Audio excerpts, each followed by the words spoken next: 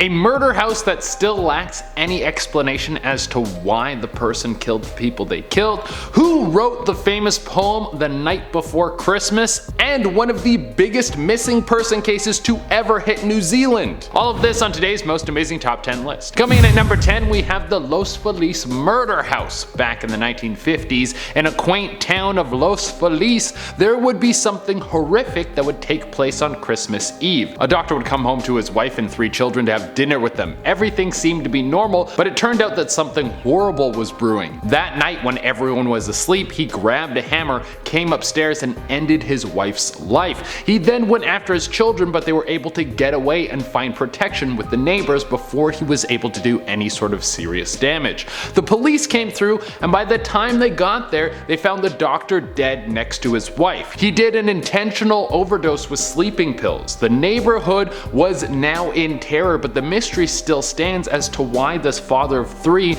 would all of a sudden snap. There was evidence that the family was having some financial struggles, and the pressure of his family living in poverty might have drove the man mad. Others think that there could have been an affair or some sort of drug use that made the husband go crazy, but in the end the intention of this deranged man was taken to the grave with him. Coming at number 9, we have Matilda Rooney explodes. The last thing you want to happen on Christmas is your wife to explode in front of you, but not everyone is so lucky. For this story, we need to go back to the 1700s. Matilda and Patrick Rooney were an old couple that didn't have much to do on Christmas or many friends to share it with, so they decided to invite John Larson over to spend some time with them on this Christmas night. The 3 of them would have a wonderful dinner, and after an evening of some drinks, John found himself sleepy and decided it was time to go to bed. He woke up in the middle of the night because he could smell smoke. He just assumed that someone was burning a fire outside, and he decided that he would go back to sleep. Well, when he woke up in the morning, he would find something much more deadly than a small fire. There was a pair of burnt feet that were singed into the ground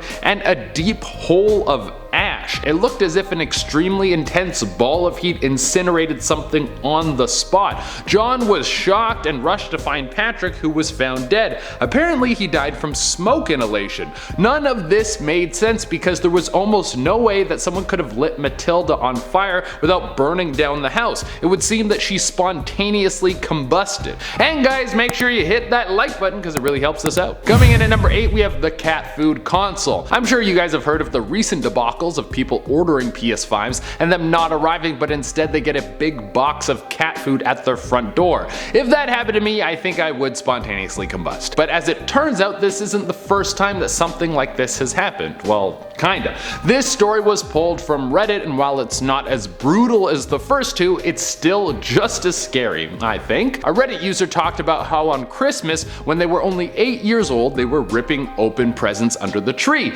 They were having a great time, and then they got to one that really changed the mood in the room. It was a box of cat food. They were shocked at first, and then they were upset, but they quickly understood that this was a joke, and then they turned to laugh with their family. But the look on their parents' face was pure horror. Apparently this box of cat food was supposed to be a laptop. They had wrapped the gift themselves. His parents were shocked and grilled the other members of the family who were there, but no one knew what was going on. In the end, they never found out what happened to the laptop. What might have happened is someone broke into the house and replaced the present with duds that had the same wrapping paper. That would suck. Coming in at number 7, we have The Night Before Christmas. If you're gonna put some work out there, you better slap your name on it because people will try and take credit for it if you don't. To this day, no one knows who sent the poem "'Twas a Night Before Christmas" to the Troy newspaper in 1823. The author, Clement Clark Moore, came forward to take credit for it,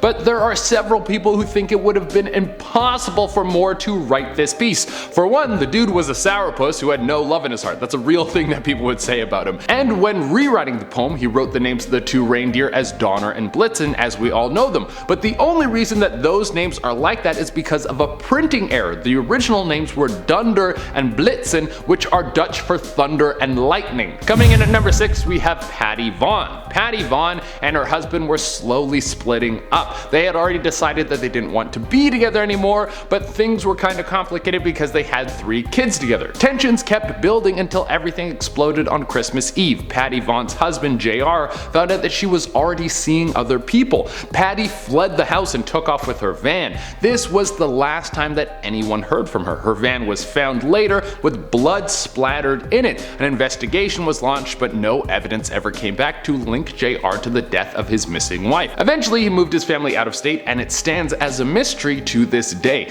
Some of the more plausible explanations for this are that JR and his family tracked down Patty, and as a group they killed and disposed of her body, but to this day, nothing has been solved. Coming in at number 5 is the arson bandit. Back in the 1970s, a series of fires were lit in a small town in the southern United States. These were violent acts that seemed to be all targeted at family homes, but then again it might have just been random. 8 fires were lit for unknown reasons, and all of them were done on Christmas Eve within a 5-mile radius of each other. It would seem that none of these families had anything in common with each other, so these fires were most likely lit at random. Someone was out there and just wanted to watch the world burn. Coming in at number 4, we have the missing Sodder children. The year was 1945, and the Sodders would have something happen to them that would change their lives forever. George and Jenny Sodder were the parents of 9 children, and on Christmas Eve their house would catch fire, and they were in a panic to save their kids. They were only able to get 4 of their 9 kids out of the fire safely.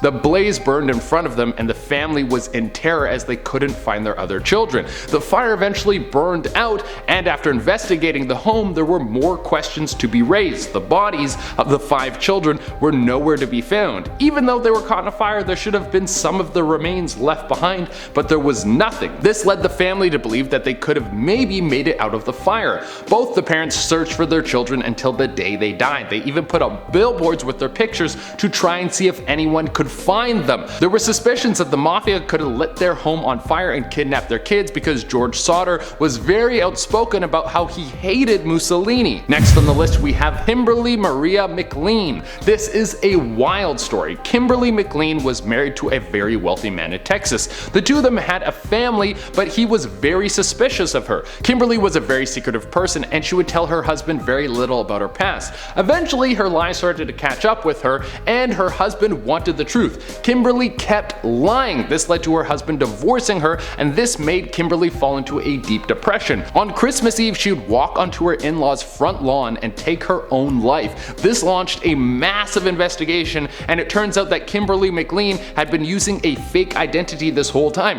Her husband didn't even know her as Kimberly. The name he knew her as the entire time was Lori Erica Ruff, and that was the 3rd identity she had used. She had been jumping from persona to persona ever since she was 17 years old when she ran away from home. She was able to take the identity of a dead person and get a social insurance number, and then she changed her identity again when she moved to Texas. Coming in at number 2, we have Tracy Mertens. Tracy Mertens was dating Joey Cavanagh, and the two of them were raising their children together. They weren't in the best relationship, and Joey had an on-again, off-again battle with drugs. This led to him constantly owing people money. They had just moved to a new town, and it was just a few days before Christmas when they were all set to settle down. Tracy went back to their old home to grab the last few things, but in that moment she was attacked. 2 men grabbed her, tied her up, and started to interrogate her to find out where her boyfriend was. They would later take her to a church and try to kill her by lighting her on fire. She would survive long enough to give her story to the police, but due to complications she would die a few days later.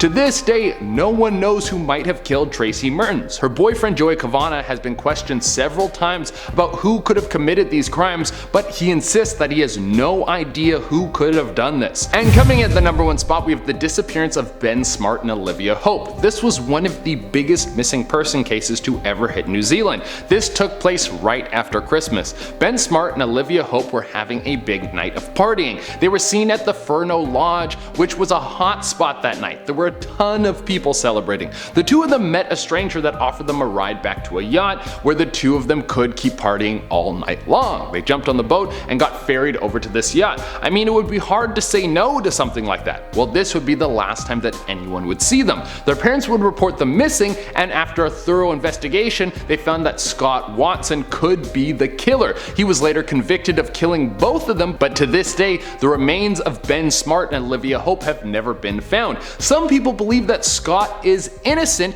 and he has appealed this case several times. In 2020, the case was reopened to investigation. Alright guys, I've been your host Jay Dorena, and I hope you guys enjoyed this content.